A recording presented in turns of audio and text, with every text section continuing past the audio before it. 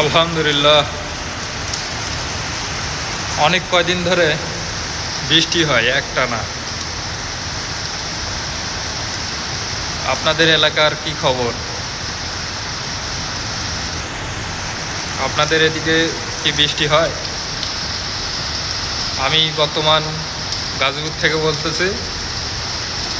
গাজীপুরে বৃষ্টি হইতেছে এখন, কোনাবাড়ি কাশিমপুর এলাকা।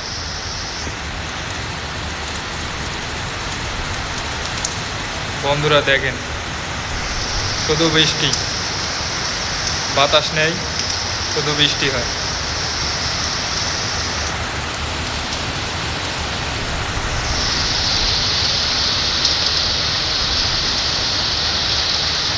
গত রাতেও বৃষ্টি হয়েছে, সকালে একটু ফাঁকা ছিল,